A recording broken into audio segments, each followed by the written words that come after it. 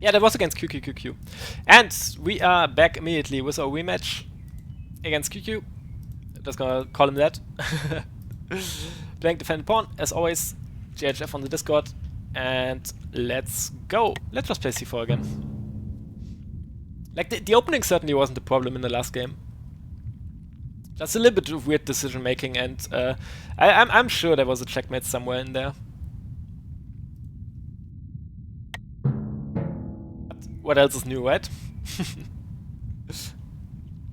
You know what? Why don't we try this? Why don't we try this? I saw this. I think two people played this against me, where they just took the pawn and then got some development in like this. I want to try this as well. See how it works.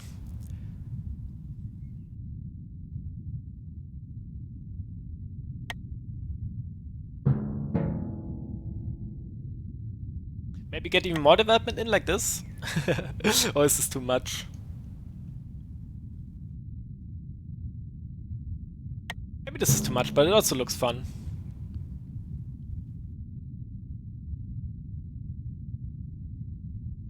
Let's have some fun.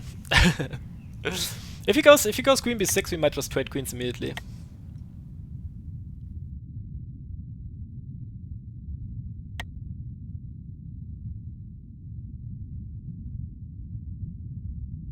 Oh, he does. Very interesting. Do we take this?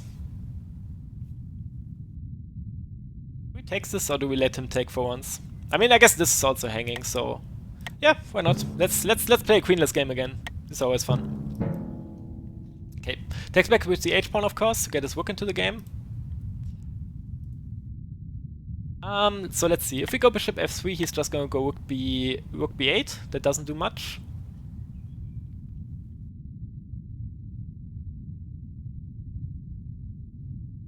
Can maybe get a quick fianchetto in like this, or just play for development. Let's just develop for now.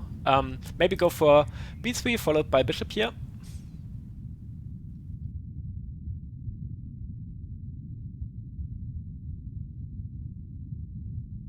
This point is also weak. Maybe we can do something about that.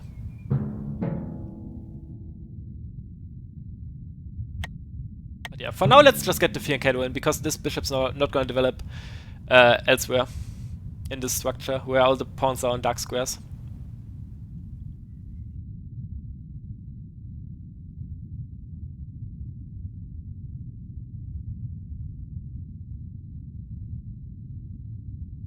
We could have maybe instead of developing the knight, we might have been able to just play the bishop out and then time travel to get the second queen.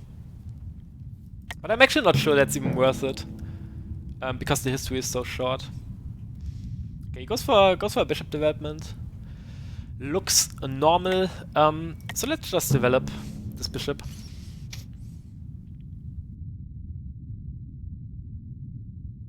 Trying to look at some weak spots maybe in this camp. Don't really see any right now, but maybe. I guess c7 is kind of a weak spot. Not anymore. But we might still just go rook c1 here. Just get some development, play a little bit faster for once. And we still got everything protected. Except this bishop, I guess. We don't want to trade our bishop against this knight in this position. I think our bishop's a little bit better.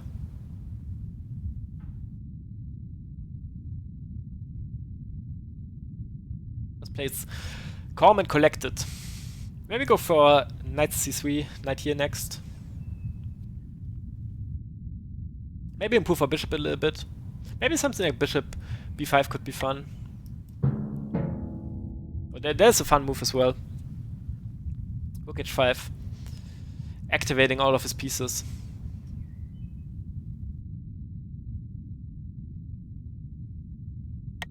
Kind of like the idea of just going bishop here though. To maybe threaten takes and then taking on c7. Shouldn't be that bad.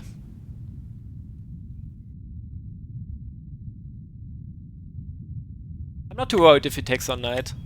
We can always take back with the pawn.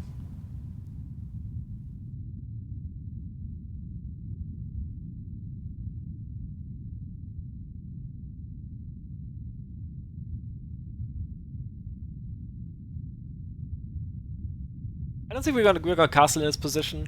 We're probably gonna develop the knight to c3 eventually, just to watch over e2 a little bit more. f7, f2 I'm not too worried about in this position at the moment.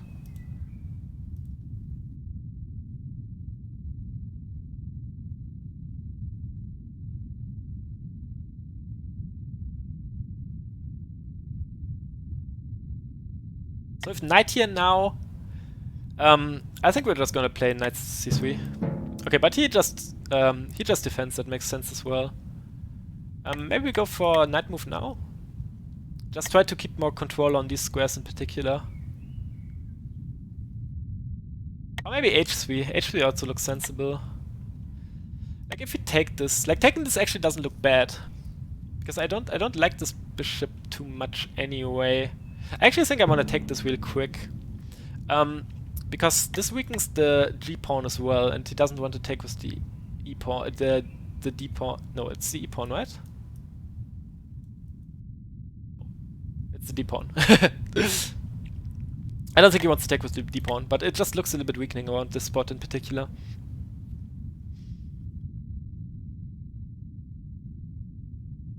If we play knight d3, knight c3 next. Okay, but he actually does take with the d pawn. Wow. Interesting. We could take the knight as well, I guess. That maybe just develops his bishop. It takes away some of our ideas. His bishop right now is locked in, which I kind of like. Maybe now is a good moment to do this, to get this knight into the game. And also watch over e4 a little bit. e4 is our weak spot here.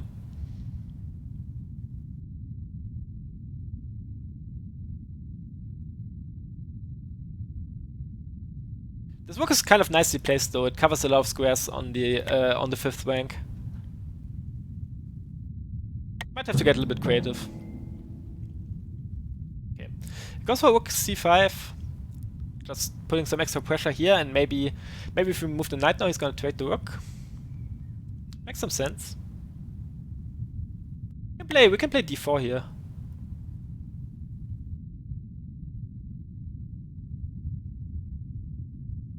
We can play d4 and get some extra space, but it does block in our bishop unfortunately later.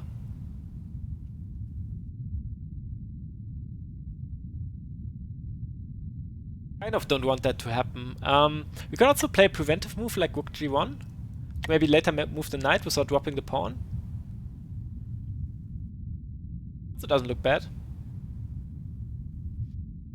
He might just sacrifice this though, and then go knight here. Could happen.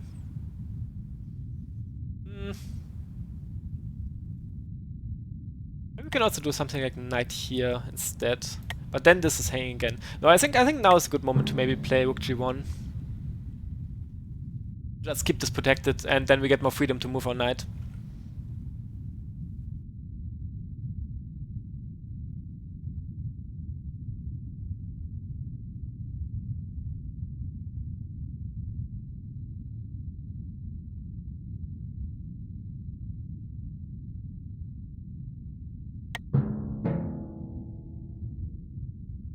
Okay, so he gets his bishop in position on the light squares. Makes a lot of sense.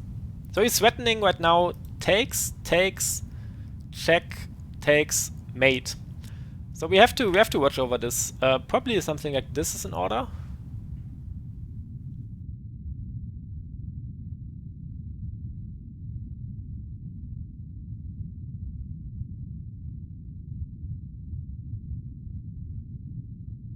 And if he pushes, we can maybe just drop it back. Yeah, I think this should be fine. Because now if he takes, we can just take back, and then after the check we can recapture with the knight. Should be alright. If he goes e5, we can go knight e2, I believe.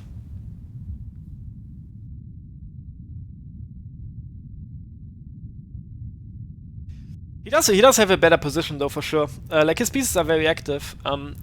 Right now what I want to do, I just want to trade down a little bit, and then hope that I have better development because his bishop is kind of blocked in here.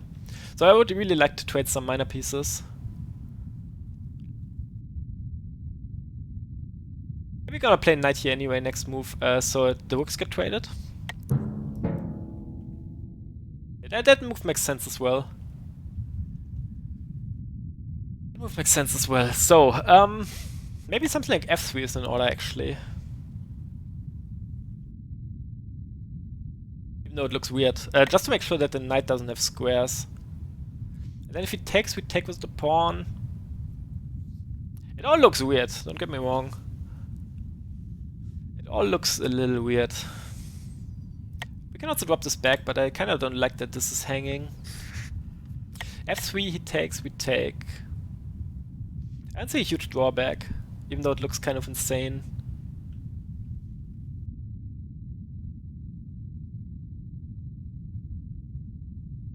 We need to get some attacking ideas ourselves as well, eventually. His bishop is a lot better than ours at the moment. How can we actually do this? Like, it's either gonna be knight here or f3. Like, f3 looks kind of okay, like takes. Because all of these squares are covered at least. I think I'm gonna go for this. It looks all terrible structurally, don't get me wrong. But at least we're keeping his knight out of the camp.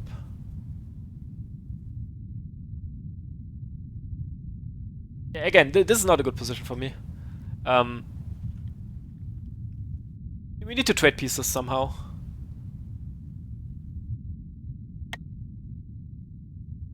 And he does take, of course, makes sense. We're gonna take back.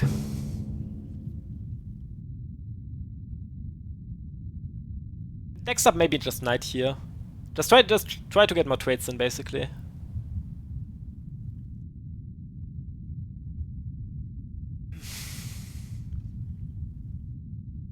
Maybe look at c7 again, depending on where he goes. Like, if he goes here, we can go knight here, and we're actually surprisingly, we're covering a lot of stuff, actually. Even though it doesn't look great, obviously.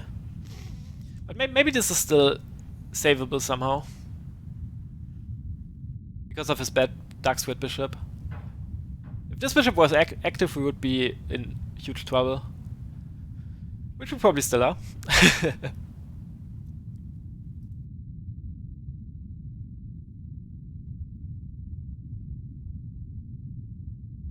But yeah, if rook here, we can go knight here. We don't want to take the rook, I think. We just want to trade pieces.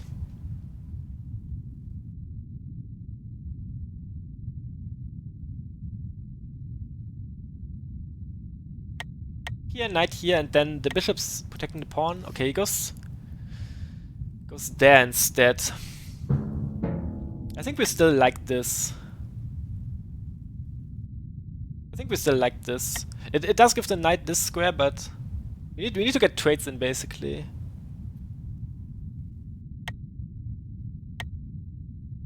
We need to get trades in, is the thing.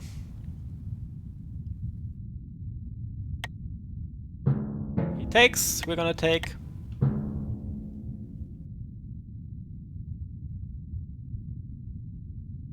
Now we need to just solidify our position. Forehead.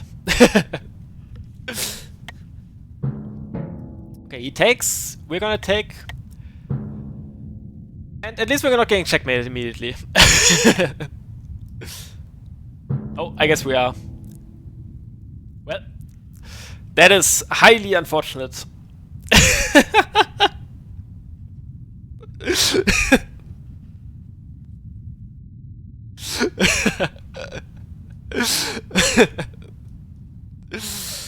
Well,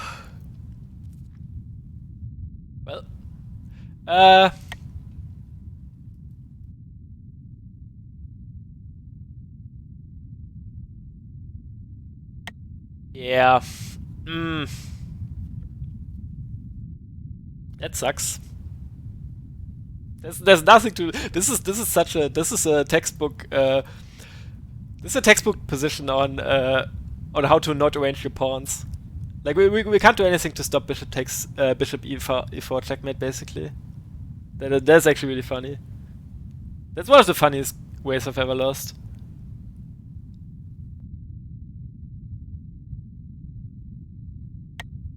Yep, so I guess we're gonna Jurassic. Just take this, and then we are going to lose, and we maybe try to protect this somehow. But don't ask me how. Or maybe we can cheese him, but I don't have high hopes. Let's just leave it at that.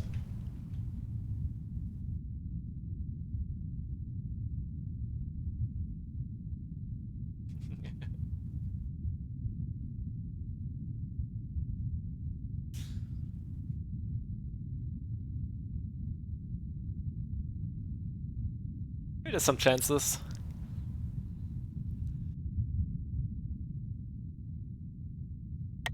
So we need to cover E4 basically. Oh no, it's not just E4, it's this one as well. Yeah, this sucks.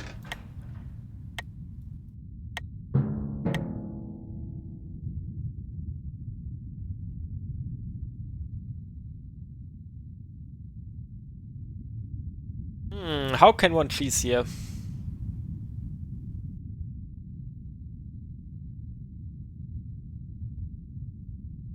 Yeah, maybe we gotta take this. Maybe we can get mated twice. How's that? How does that sound to you?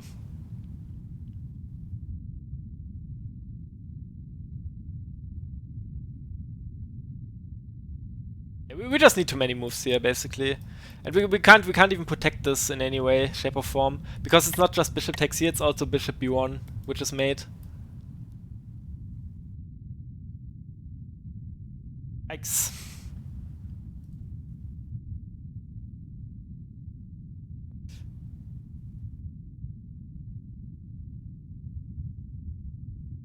I guess we should be playing 2D chess, as you seem to be playing it right now. I mean, I'm playing 5D chess, I'm just playing it badly.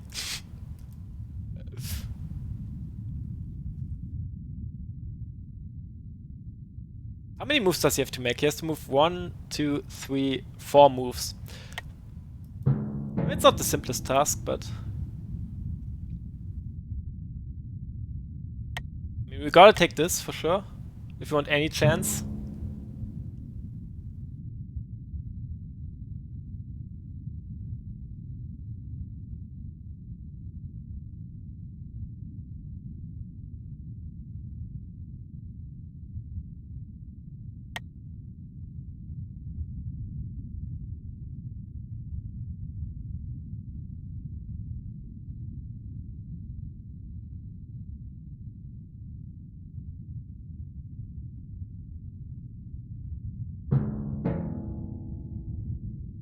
Yeah, and now we just have nothing is the thing. We just don't have anything here. Oh, that's too bad.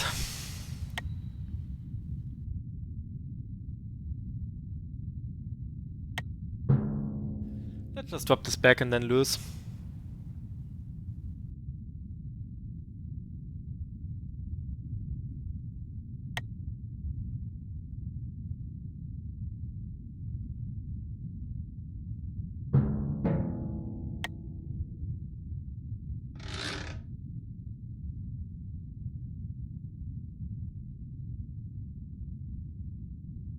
Yep.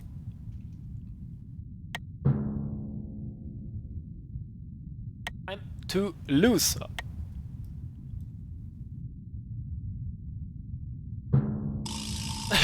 Very, very stylish mate at the end as well.